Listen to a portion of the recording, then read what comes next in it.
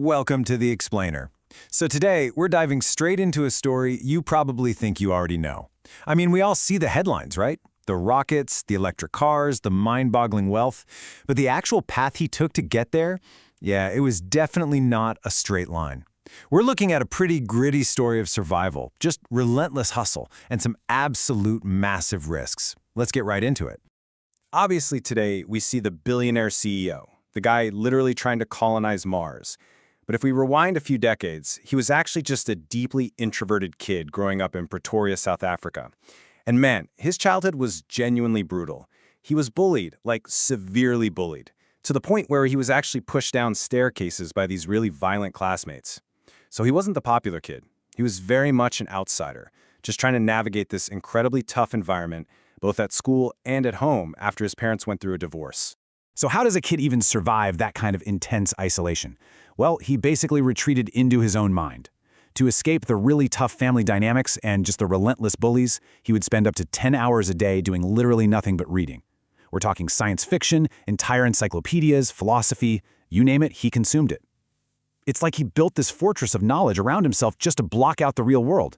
And this wasn't just some casual hobby. It was a full-on survival mechanism that honestly accidentally laid the groundwork for how his brain works today. And when you combine that obsessive level of reading with just a massive natural curiosity, it led him straight to computers. He actually taught himself how to code just by reading the manuals. But he didn't stop at just learning the basics. He actually built something real. He programmed this whole space-themed video game called Blastar. And get this, he managed to sell the code to a computer magazine for $500. He was only 12 years old. At an age when most of us are just, playing video games, he was already figuring out exactly how to build and monetize them. That fiercely independent streak became incredibly crucial just a few years later. As he was hitting his late teens in South Africa, he hit a massive roadblock: compulsory military service. And remember, this wasn't just any military. This was the military of the apartheid regime, and he wanted absolutely no part of it whatsoever.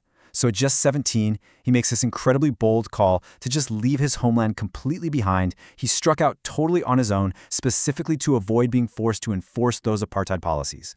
From there, his moves were just highly deliberate. Since he was born in Pretoria, he actually leveraged his mother's Canadian citizenship to score a passport and make his escape at 17. But Canada was really just a stepping stone. He started out at Queen's University, but his eyes were always locked on the US. Specifically, he wanted to get to the booming tech hub of Silicon Valley. So he ends up transferring to the University of Pennsylvania and then ultimately sets his sights all the way out west on a graduate program at Stanford University in California. Now, I should mention, arriving in Canada was definitely not some glamorous victory lap. He had virtually zero money, so he had to survive by taking on some of the most brutal, physically demanding odd jobs you can even imagine. We are talking tending vegetables on a cousin's farm, literally using chainsaws to cut massive logs, and even throwing on a hazmat suit to shovel out a sweltering, toxic boiler room at a lumber mill. It was gritty, backbreaking survival work, basically a million miles away from the high-tech future he was constantly dreaming about. But eventually, all that crazy hustle paid off, and he makes his way to the University of Pennsylvania. And this is where the really unique architecture of his brain starts to formalize. He ended up earning dual degrees in economics and physics, which is a pretty rare and honestly super powerful combo. Think about it. Physics gives him the ability to understand the universe from first principles, right? Like how to actually build a rocket or a battery from scratch. And then economics gives him the tools to understand capital, markets, and how to actually get the funding for those massive engineering dreams. So armed with those 2 degrees, he heads to California to start a PhD at Stanford, applied physics and materials science. But get this, he lasted exactly 2 days in the program, just 2. He's literally looking out of his dorm window seeing the massive explosion of the mid-90s internet boom happening all around him in Silicon Valley. And he just realized there is no way he can sit inside a classroom while the future is literally being built right outside his door. So he just drops out, immediately. Which brings us directly to his very first tech startup, a company called Zip2. It was essentially like an early online city guide for newspapers. But listen, this was not your classic, glamorous Silicon Valley fairy tale. It was built on pure, unadulterated desperation.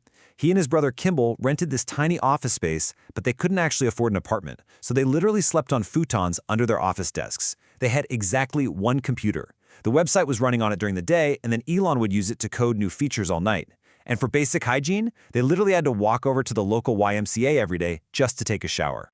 But, that relentless grind eventually led to his first massive breakthrough. After years of just sweating it out, Zip2 caught the attention of some major players and was ultimately sold to the tech giant Compaq for over $300 million.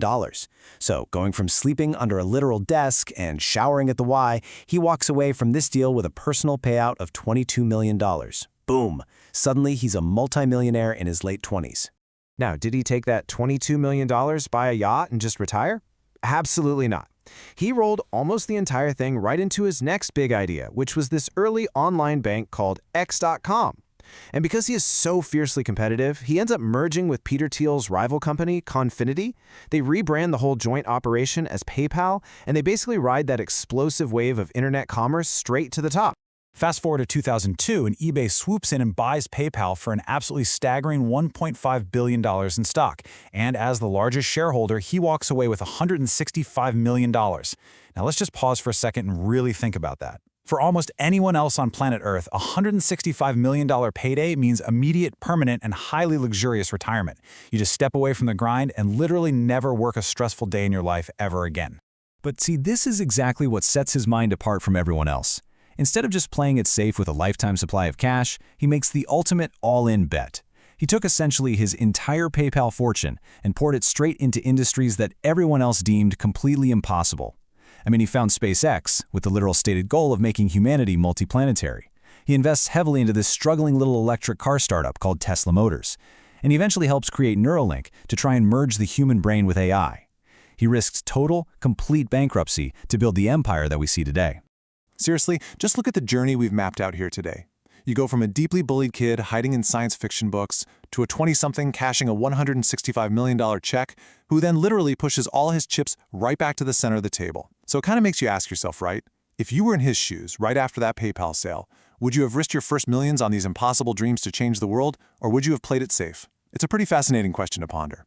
Anyway, thanks so much for tuning in. Keep asking those big questions, and I'll catch you on the next explainer.